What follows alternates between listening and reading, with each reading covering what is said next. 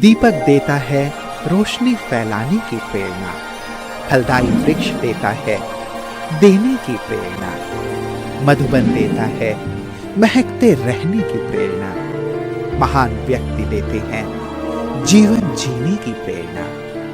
आओ प्रेरणा से दें हम सभी को प्रेरणा।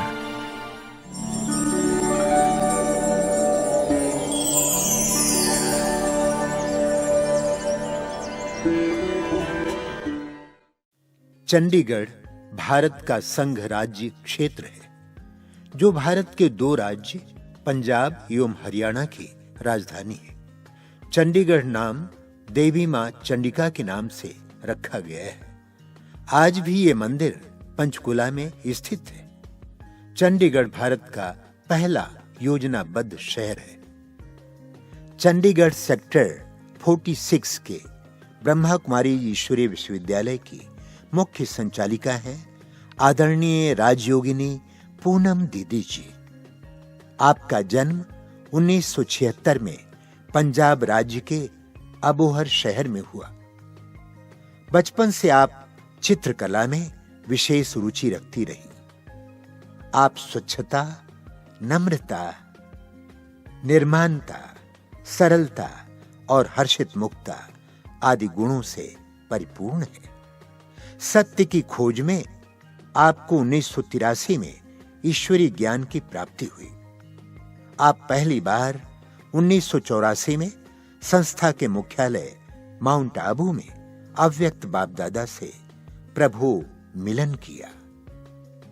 आपने अपनी लौकिक पढ़ाई कॉमर्शियल आर्ट से डिग्री प्राप्त करने के बाद 1997 से अपना जीवन ईश्वरीय सेवा में संपूर्णता समर्पित कर दिया।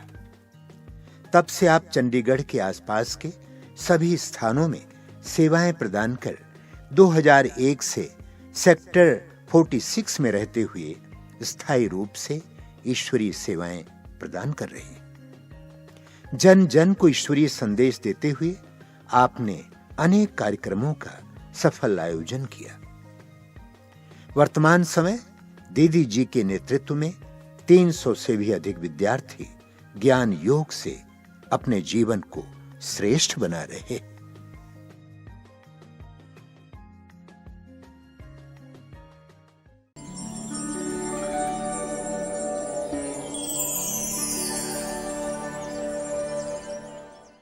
बचपन से ही हमने आसपास माहौल में जो छोटी छोटी बातों पर लड़ाई झगड़े सब देखते थे। घर के अंदर भी कुछ बातों का तनाव रहता था। भले बहुत भक्तिपूर्ण वातावरण था, माता पिता दोनों ही भक्ति बहुत करते थे, परंतु जब जब कुछ झगड़े आदि देखते थे तो मन में लगता था कि किस तरह से सब जगह शांति रहे, आपस में व्यवहार में शांति बनी रहे। तो अचानक एक दिन माता पिता को आश्रम का पता लगा और उन्हें जाते हुए भी 1 सप्ताह ही हुआ था और उस वक्त हम दूसरी क्लास में पढ़ते थे। हमने उनसे अचानक पूछा 3-4 दिन बाद, आप कहाँ जाते हो? तो उन्होंने मुझे पूछा, क्या आप चलोगे? तो मैंने कहा हाँ, क्योंकि घर के अंदर हमने देखा कि लगातार जो स्मोकिंग करते थे पिताजी, भले बैंक ऑफिसर थे परंतु इतनी स्मोक की स्मेल थोड़ी थोड़ी देर से आती थी और भी कुछ चीज़ें खाते पीते थे।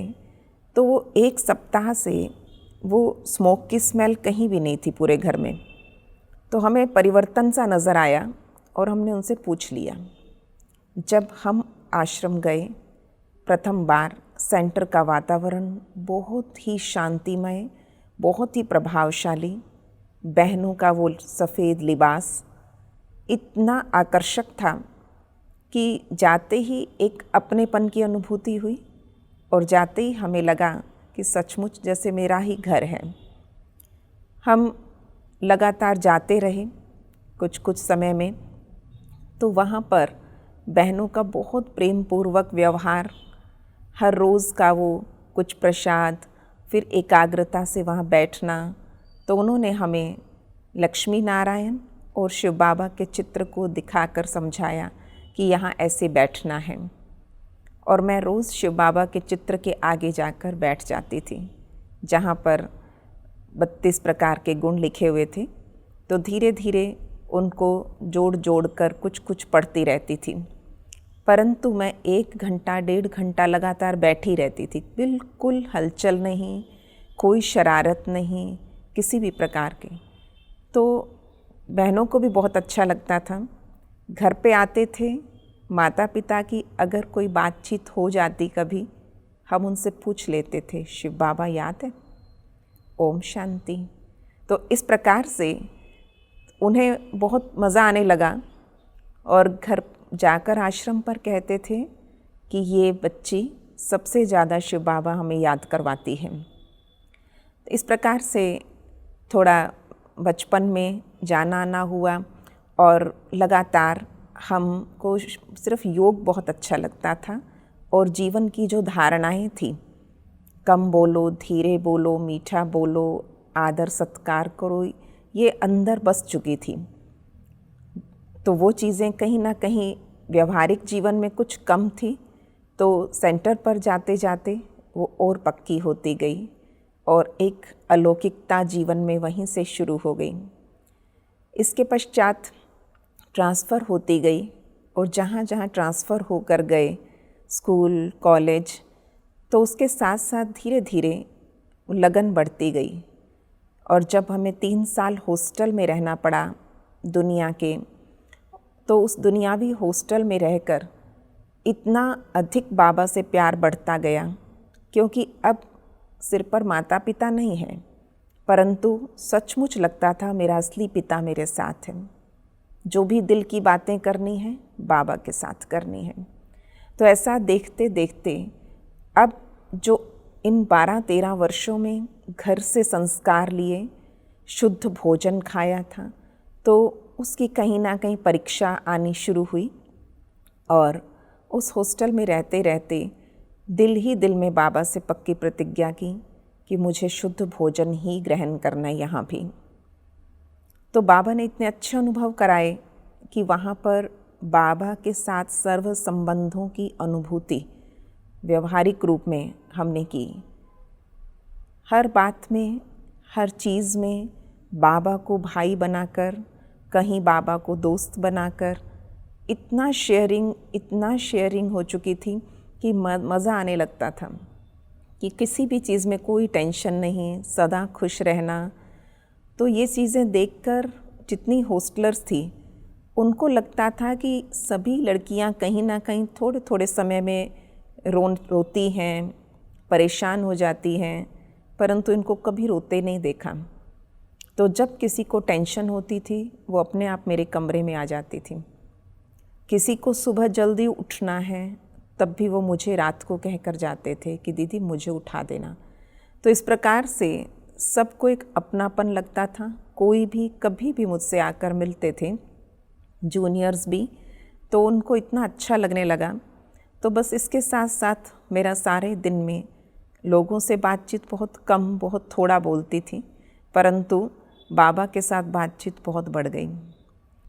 हमें याद है हम 3री कक्षा में ही प्रथम बार बाबा से मिलने गए।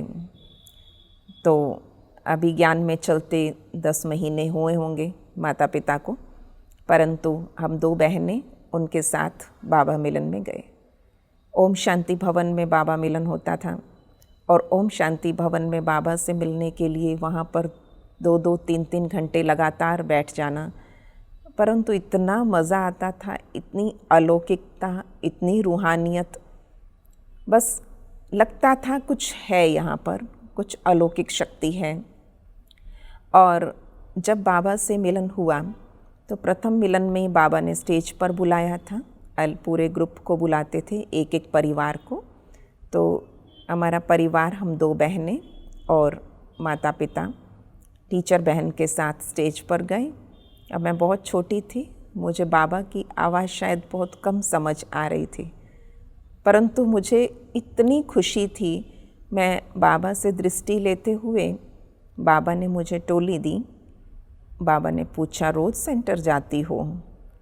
बाप दादा का जवाब तो मैंने नहीं दिया, मुझे कुछ उस वक्त खास समझ नहीं आया था, परंतु मैं दृष्टि लेते हुए, मुस्कुराते हुए, वो वाइब्रेशन लेते मैं नीचे उतरी। बाहर आकर टीचर बहन ने मुझसे पूछा कि बाबा तुमसे पूछ रहे थे, तुमने जवाब क्यों नहीं दिया। मुझे बाहर आकर लगा अच्छा मुझे जवाब भी देना था, मुझे कुछ कहना था, परंतु मुझे आज भी ये महसूस होता है कि बाबा ने मुझे देख लिया, बाबा की दृष्टि मुझ पर पड़ गई थी, बाबा ने मुझे सेलेक्ट कर लिया था। और इसी कारण से जैसे जैसे बड़े होते गए, हर स्कूल, हर कॉलेज में, हर जगह उन्होंने अव्वल रखा था, हर जगह बहुत अच्छे परफॉर्मेंस होती थी और अंदर एक जीवन की धारणा थी कि बहुत बहुत निश्चिंत रहना है, खुश रहना है, कुछ भी हो जाए खुशी ख़त्म नहीं करनी। टीचर ट्रेनिंग मुझे मालूम नहीं था क्या है, मुझे ये था कि भट्ठी है और भट्ठी में मुझे जाना है। बस मधुबन जाने का इतना क्रेज़ होता था, कभी भी मुझे कह दिया जाए मधुबन जाना है, मैं 5 मिनट में अपनी तैयारी कर लेती थी और 7th क्लास के बाद रेगुलर हर साल जाती रही।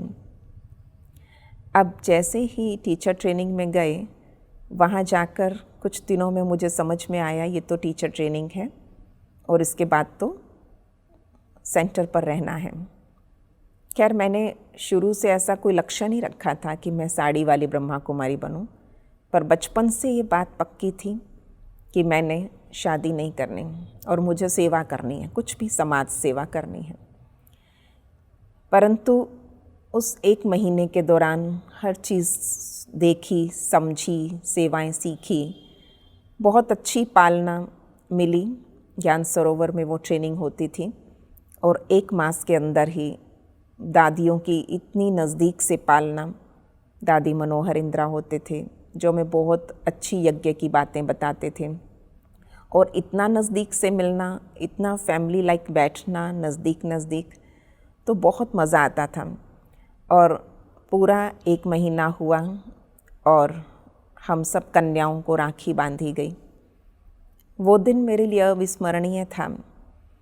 1 मास के अंदर जो कुछ सीखा और आज निर्णय देने का समय था और हमने अब तक भी नहीं सोचा था कि मैं इसके बाद सेंटर जाऊंगी, परंतु जैसे ही दादी रतन मोहिनी और साथ में बड़ी दीदियों की पूरी टीम थी, कम से कम 10 बहनें स्टेज पर थी, कोई सौगात देने वाली, कोई टोली देती थी, कोई स्लोगन कार्ड दे रही थी, तो इस प्रकार 10 प्रकार से सौगात हमें मिल रही थी।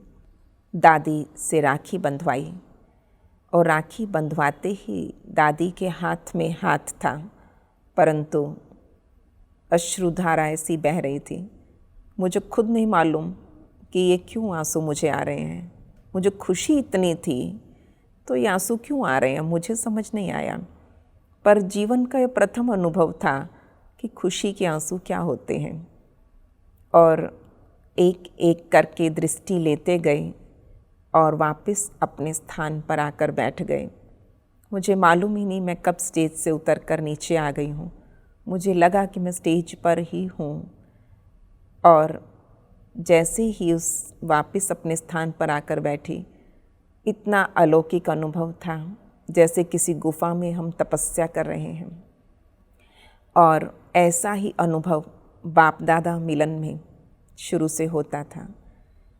बाबा स्टेज पर हैं जब शांति वन में मिलन हुआ, परंतु हॉल में कम से कम 15,000 लोग बैठे हैं और मुझे लगातार कितने समय तक ऐसा अनुभव होता रहा कि जैसे मैं और बाबा हैं और मैं एक गुफा में बैठकर तपस्या कर रही हूँ और लाइट ही लाइट है, लाइट ही लाइट है और मुझे कुछ दिखाई नहीं दिया कितनी देर तक।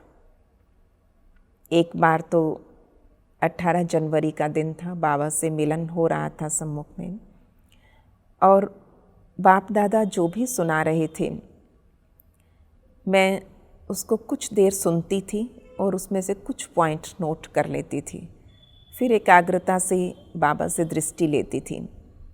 और उस दिन लगातार मुझे बार बार ऐसे लगा कि बाबा जैसे वरदानी हाथ मुझ पर किया हुआ है, जबकि मैं बहुत ध्यान से आंखें खोल कर दोबारा देखती थी कि बाप दादा, गुलजार दादी का तन एकदम स्टिल है, वो वैसे ही हाथ उनकी गोद में है।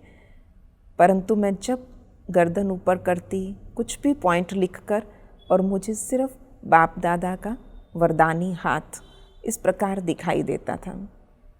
और एक नहीं 10-15 बार मुझे ऐसा बार बार फील हुआ कि मैं पॉइंट नोट करती थी, फिर बाबा से दृष्टि लेने लगती।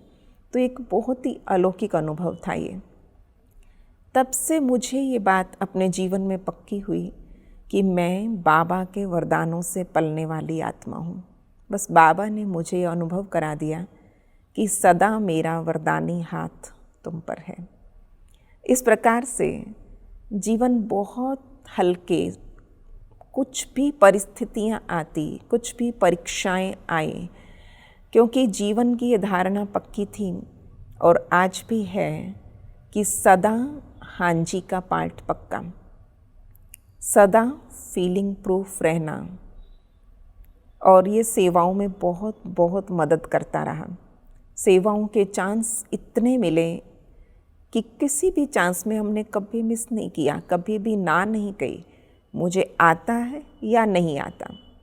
परंतु ये जीवन की इतनी पक्की धारणा थी कि बड़ों को भी मालूम था कि इस आत्मा को कभी फीलिंग नहीं आती, कि कभी भी इन्हें कोई चांस दो या वापस ले लो, इन्हें को यहाँ जाना है या अगले पल कहना नहीं अभी नहीं जाना, नो क्वेश्चन। कभी कोई प्रश्न नहीं उठा कि ऐसा क्यों कहा या ऐसा नहीं। ड्रामा पर अचल अडोल बनते गए। और इसी प्रकार से जीवन में ये बात कि बड़ों का आदर करना है। किसी भी प्रकार की कोई भी बात कोई समझाने मिलती है तो उसको बहुत दिल से स्वीकार करना, क्योंकि वो मेरे कल्याण के लिए है। हर बार एक बात बहुत महसूस होती थी कि बाबा को मेरे पुरुषार्थ की चिंता है। कुछ भी चांस मिलता था और वो बहुत परिस्थितियों के अनुकूल हो जाता था कि जब भी कोई बात आती तो बाबा इस प्रकार की सेवाएं दे देता था कि उन परिस्थितियों से, बातों से बुद्धि एकदम हट जाती थी। तो इससे समझ आने लगा कि बाबा को मेरे पुरुषार्थ की चिंता है। तो पूरे देश भर में जहाँ भी सेवाओं के लिए जाना हुआ और स्पेशल सोशल विंग और सिक्योरिटी विंग, एजुकेशन विंग की बहुत सेवाएं करने का समय और चांस मिला, तो उसमें सीखने को बहुत मिला। सेवाओं में हमने देखा, क्योंकि हाँ जी का पाठ पक्का था, तो अचानक बहुत छोटी आयु में बड़ी सेवाएं बाबा ने दी, तो ना नहीं कहा कि कहीं अनाउंसमेंट्स करनी है तो कहीं लेक्चर करना है, कहीं कमेंट्रीज़ ही करानी है। हमारे लिए प्रथम बार हुआ, परंतु हमने कहीं ये नहीं कहा कि मुझे आता नहीं है, ये मम्मा से सीखा हुआ था। तो इसी प्रकार हर बार एक नई चीज़ सीखने को मिलती थी और बाबा उसमें अनुभूति बहुत सुंदर करवाते थे।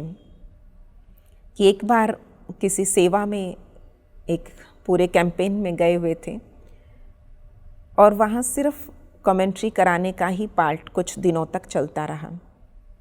बस पूरा प्रोग्राम होता था, उसमें कभी 5 मिनट कभी 10 मिनट कमेंट्री करानी है।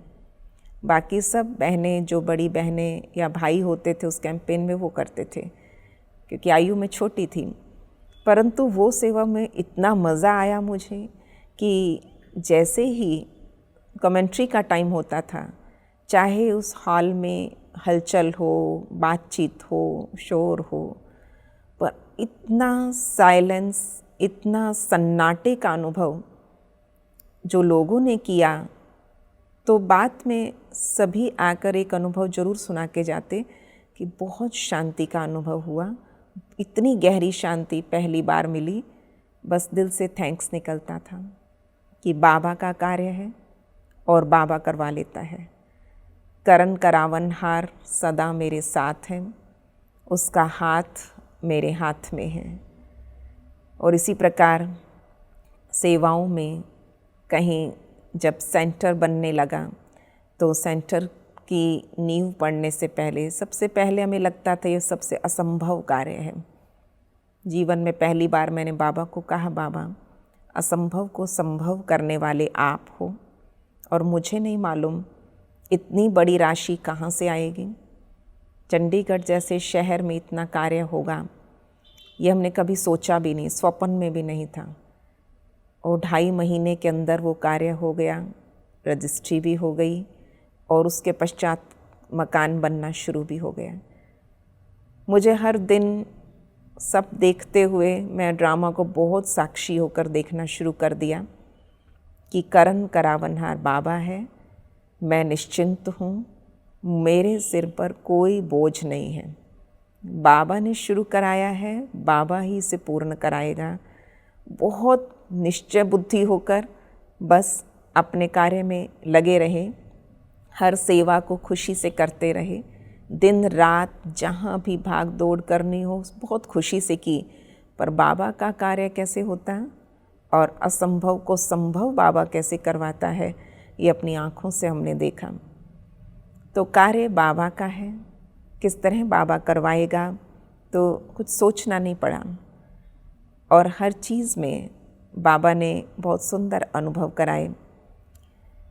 कोई भी बातचीत कभी हो किसी से व्यवहारिक रूप में तो एक चीज़ दादियों से दीदियों से सीखी थी कि निर्माणता विनम्रता सब कार्य को आसान कर देती है।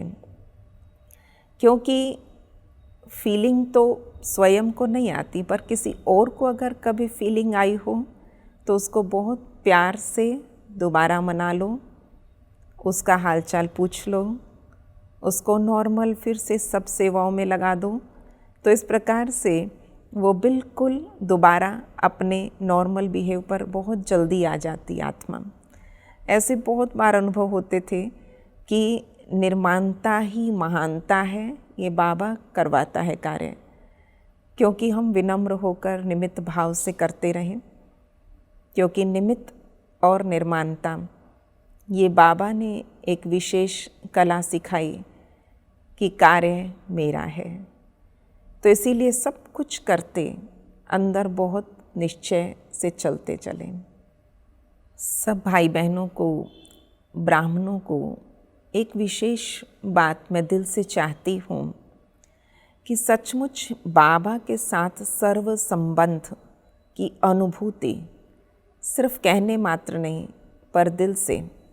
बाबा को अगर बच्चा बनाया है, बाबा को अगर दोस्त बनाया है तो हर चीज़ बाबा से शेयर करना, बाबा से सर्व संबंध निभाना ये बहुत बहुत आवश्यक है। क्योंकि जब तक बाबा को दिल से अपना नहीं बनाया तो हम सिर्फ कहने मात्र कहते रहेंगे, परंतु जीवन में वो धारणाएं नहीं आएंगी। तो अपने जीवन की धारणाओं को इतना श्रेष्ठ बनाएं कि हमसे बाबा प्रत्यक्ष हो। तो बाबा और मम्मा हमारे सामने विशेष लक्ष्य है। तो उनको कभी हमने इन स्थूल आँखों से नहीं देखा, परंतु दादियों को तो देखा है। तो ऐसी दादियाँ दीदियाँ जो मेरे लिए एग्जाम्पल हो, बस उनको सामने रखते हुए मैं चलती हूँ, क्योंकि वो बाप समान है। उनको प्रत्यक्ष प्रैक्टिकल लाइफ में मैंने देखा है। तो उनको जैसे जैसे व्यावहारिक रूप से बाप समान जो जो कर्म मुझे दिखाई देते तो वैसा मैं उनको फॉलो करती जाती। तो यही चीज़ हर एक को बहुत हेल्प करेगा कि किस तरह से अपने पुरुषार्थ को आगे बढ़ाया जाए और हर कार्य में निश्चय बुद्धि होकर निश्चिंत रहा जाए। खुश रहना एक बहुत बड़ी कला है जो जीवन में दुनिया में बहुत कम होता जा रहा है। दुनियावी लोग सिर्फ खुशी के लिए तरस रहे हैं, खुशी ढूंढ रहे हैं पदार्थों में, व्यक्तियों में, परंतु अंतिम सोर्स नहीं मालूम कि सचमुच खुशियों का दाता एक ही है और उस खुशियों के दाता से जुड़ गए तो हम भी दाता बन जाएंगे। ओम शांति।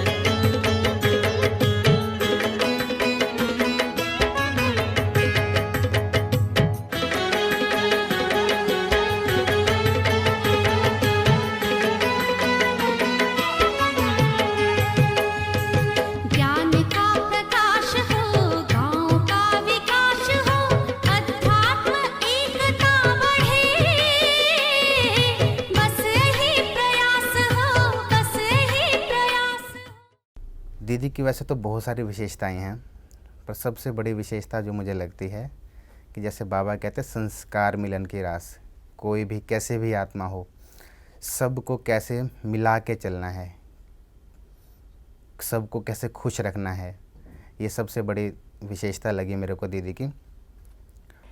और दीदी की हमने विशेषता देखी है, कैसी भी आत्मा हो उसे बड़े प्यार से चलाने की कला, व्यवहार कुशलता इनके अंदर है। पालना का संस्कार, माँ वाला संस्कार, दूसरों को सुख देने वाला संस्कार, एडजस्ट करने की नेचर इनके अंदर बहुत अच्छी है।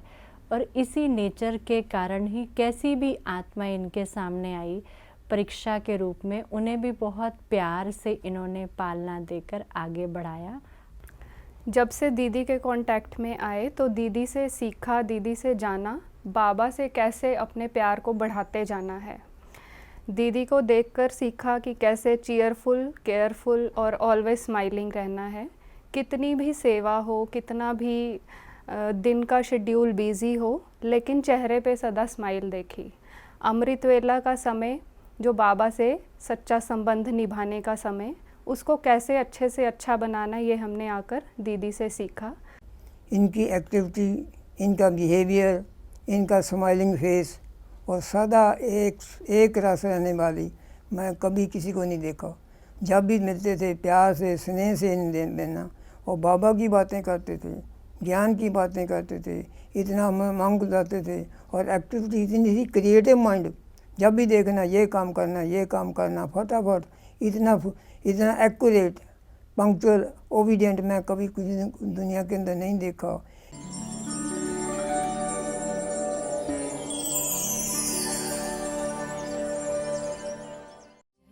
से संगीत है झरता, पत्थर के टकराने से तूफान भी तोहफा बन जाता। तुमको मीत बनाने से प्रभु, तुमको मीत बनाने से। झरनों से संगीत है झरता, पत्थर के टकराने से